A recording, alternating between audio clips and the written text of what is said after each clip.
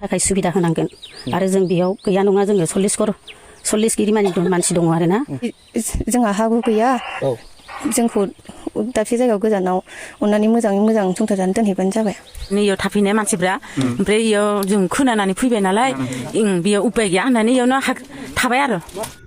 खुलुमबाय रायजोफोर गिबिसिनथाराव फिथांखिब्ल इउटुब चेनेलनिफ्राय रायजो राजा बयनिसिमबो दिनैनि फुंबिलिनि गोजोननाय जासिहरग्रोनाय जाबाय स' रायजोफोर दिनैबो आङो गोदान भिडिअस लानानै फैबावदों दिनै जों गिबिसिनथारावहाय मिस्टार दैमारिनि बाथ्राखौ जोङो खोनासंग्रोगोन बेनि उनावसो आं फंनैसो बाथ्रा बुंनो सानदों रायजोफोर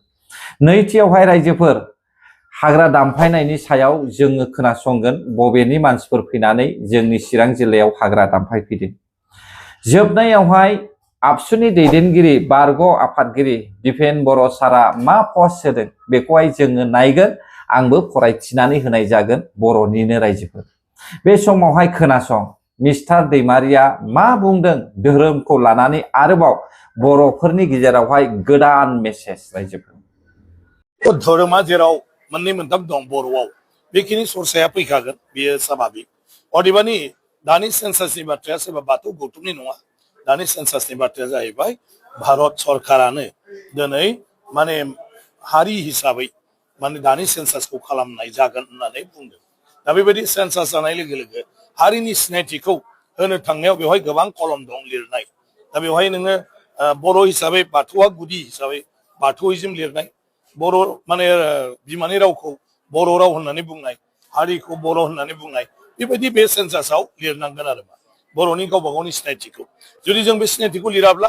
बर'आ दंना गैया आरो बे भारतआव मोनथिजानाय नङा गतिके बे बिराद डेन्जार बर' हारिनि थाखायबो अदेबानि धोरोमाथ' जोंहा ख्रिस्टानबो दं बा गुबुन गुबुन धोरोमफ्रावबो बर'फ्रा दङ आरोखि दा ओंखायनो बर'नि सिनायथिखौ होनो थांनायखौ लानानै बर'नि गुदि धोरोम बाथौखौ हयथ' लानानै मानसिफ्रा सावरायलायबाय थादों बाथौइजमनि थाखायबो नांबाय थादों नालाय खिन्थु आं सानो मा बेफोर बेलायाव जयैनो सावरायलायनानै मोनसे थांखियाव फैनांगौ आरो आं सानो जे माने जिखिनि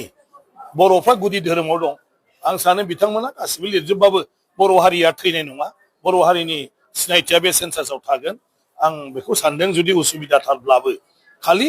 जायफ्रा बाथौआरि बे बाथौआरिखिनिया माने गावनि धोरोमखौ बाथौ हिसाबै बाथौइजम हिसाबै लिरब्लाबो आं सानो बर' हारिया गोमोरलांनाय नङा बर' हारिया गावनि सिनायथिखौ लाखिनो हागोन ओंखायनो गुबुन गुबुन धोरोमारिफोरखौ बिसोरनोबो मोनसे मोनथाय दं बिसोरनोबो हगारनानै होनांगौ गतिके बिथांमोना जुदि माखासे धोरोम खान्थिनि बेलायाव उसुबिदा गोबां थानो हागौ ओंखायनो बे बेलायाव बयहाबो जिहेतु फ्रिदम दं गतिके बे मथे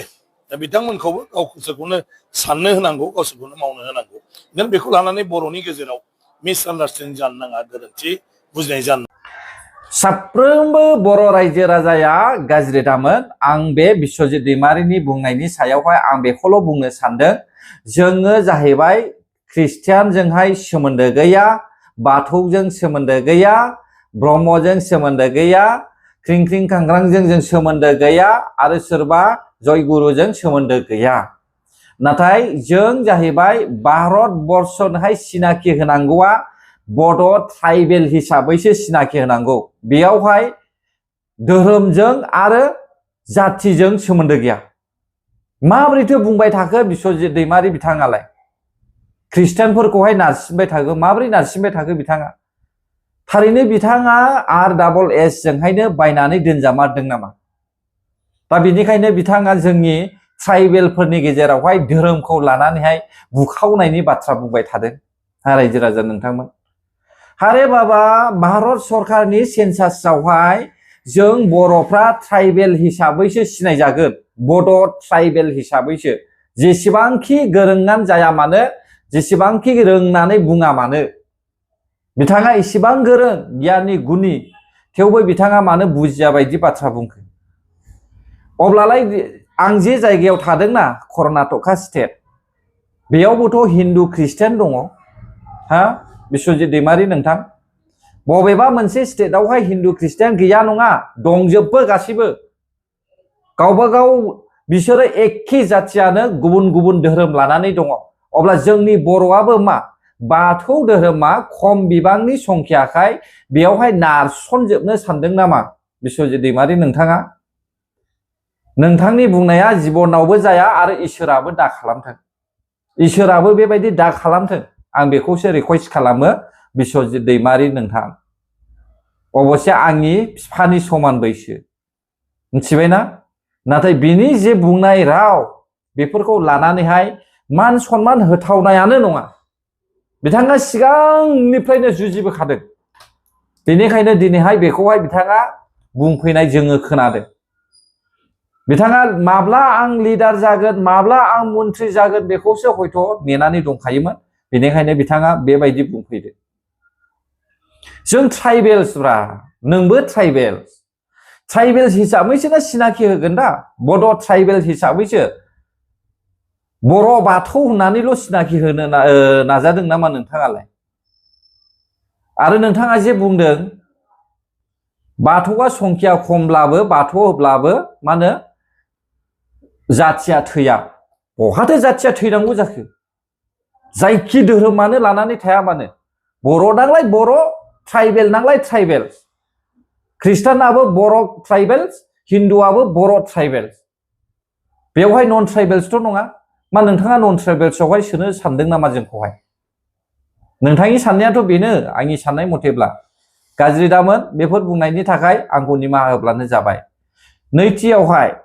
खोनासंदो दानिया चिरां जिल्लानि सिखोना जाहार हाग्राखौहाय सोर दामफायदों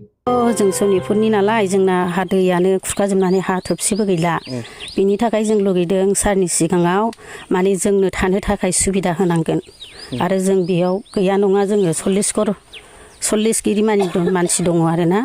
बेनिखायनो जोंनो थानो थाखाय सुबिदा होनांगोन बे सारा जोंनिसिम गथ'फ्राथ' दङ दंनाया न'खरसेयाव सोरनावबा साब्रै साथाम सानै बेफोरबायदि दङ आरो गासिबो दा फरायनायनि थाखायबो दा उसुबिदा जानानै दं नालाय फरायनायनि थाखायबो गथ'फोरनि थाखाय माने सुबिदा होनांगोन आरो नोंसिनाव हा हुआनो गैथारामोन जोंना गैखाया सफाय खुरखा जानानै जोंना हायानो गैखाला सारनिसिम हाग्रामा महिलारि सारनिसिम जोङो बुंहरनाय जाबाय आरो दा माने जोंनो जिरायनो थाखाय जोंनो माने सुबिदा नांगौ आरो दा बियो गलगथा 4 नं गलगथा अननानै जोंहा हा हु गैया जोंखौ दाबसे जायगायाव गोजानाव अननानै मोजाङै मोजां संसार जानो दोनहैबानो जाबाय नोंसोर दा खस्थ' मोनो ना बिराद खस्थ' मोनोथ' आरो दै लायनाय हाजिरा हुजिरा मावनानै जानाय बिराद खस्थ' धिकियाजुलि ओमफ्राय सुङाजान दैमा दंना हाखौ खुरजुबबाय माइ गायनो हायाखै ओमफ्राय माइ गायनायखौबो लांजोबबाय ओमफ्राय हा गोदान खुलिदों होननायखाय इयाव फैबाय आरो सोरबाफोर नोंसोरखौ लाबोदों नामा बेयाव बेलेग मानसि लानाय माने इयाव माबा फैबाय आरो नेनो होननानै नङा सोरबाफोर लाबोदों नामा खोन्थादों नामा बेयाव हा दङ होननानै बिदि खोनानानै फैदो जों रावबो लाबोआखै लाबोआखै बेसे गोबाव जाखो जों इयाव ओरैनो आगोलाव बेसां होनदो 5 बोसोर जाबाय होनदों नामाथाय मानसिफ्रा ओमफ्राय जों बारा दिन जायाखै आरो मास मोननै जाबाय सनितपुर जिल्लानिफ्राय फैनानै सिखोना जाहार हाग्रा नेशनेल पार्क फोसावखानाय जायगायावहाय जायगा आवग्रिफैदों 40टा न'खर होननानै बुंदों 40टा न'खर दा बेफोर हा गैजायै मानसिफोरनोहाय हा नागिरनानै होनो नागारै हाग्रामा महिलारिया बेफोरबायदि खामानिसो मावनो नागिरदों आं गाज्रि बुङा रायजोफोर बेफोरबायदि मावनो नागिरनायनि सिगां आं बेखौसो बुंगोन जोंनि बर' हारिजोंहाय सोरबा सासे लङि गांग्राया मदद खालामनानैहाय दावहा नांफादोंना सोरबा सासे थिर लाग्रा सावथालफ्रा जोंजोंहाय थाफानानैहाय दावहा नांदोंना सोरबा सासे फारेव जाग्राया जोंजोंहाय थाफानानै दावहा नांदोंना सोरबा सासे दखना गोमो गानग्राया जोंजोंहाय थाफानानैहाय जोंजों मा होनो भारत सरकारजोंहाय नांफादोंना हा हुनि थाखाय दिनै मानोथो अब्लालाय रोजा रोजा बर' जाथिया थैनायनि उनावहाय लामा सामा बानायनांगौखौ बाद होनानै बहाबा टेम्पोल गायसननाय बहाबा मन्दिर गायसननाय बहाबा मा होननानै बुङो मालायनि नामाव मालाय जाति नन ट्राइबेलफोरनि नामावहाय गार्डेन बानायनाय बे खामानिखौ मानोथो मावखो बेबायदि खालामनो थाखायसो बर' जातिया थैबावदोंमोन नामा अब्ला जिउ होदोंमोन नामा रायजोफोर सनितपुर बिश्वनाथ गहपुर बायदि जायगाया हाजार हाजार मानसि थैनानै थांदों बेवहाय गामि सोसननांगौ दङ बेखौबो खामानिखौनो मावनो गोसो गैया गामि गामि लामा सामा बायग्लि जिग्लि जानानै दंजोबो दालांफ्रा बायनानै दङ ड्रेनफ्रा बायनानै दङ माइ गायनो मोनै सोरबा सोरबा सुइस गेट गैया बेफोरखौहाय नायसननानै मावग्रा बहाबा 30 कौटि गारदों बेखारावनो सोरनिबा गुबुननि धोरोमखौ लानानैहाय नन ट्राइबेल्सफोरनि थाखाय मन्दिर बानायनानै होनो नागिरदों बेफोरखौ मोजां नामा थारैनो हाग्रामा महिलारिया एन्टि बर' नामा रायजो राजा नोंथांमोन बेबायदि खामानि मावनो थाखाय अब्ला बेफोर सोरनि गोरोन्थि रायजोफोर गासिबो सरकारनि गोरोन्थि बेखौ बुंनो हाया पलिटिकेल्स होननानैहाय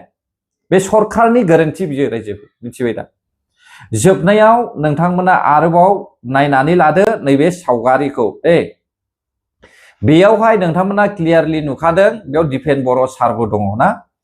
यानिकि बेयावहाय दिपेन बर' सारा पस्ट होदों नैबे सावगारिखौ पस्ट होदों नोंथांमोना फरायनानैहाय नायनो हागोन आरोना आंबो फरायनानै होलांगोन सोरबाया जुदि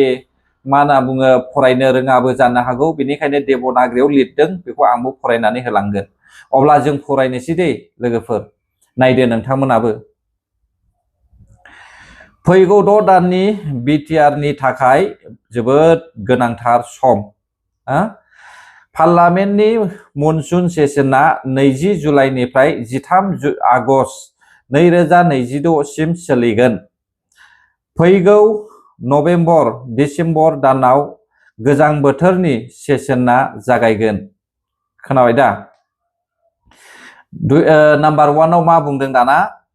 बिटिआर गोरोबथा बायदियै 125 सोदांनाय बिलखौ पास खालामनायनि गेजेरजों भारत संबिजितनि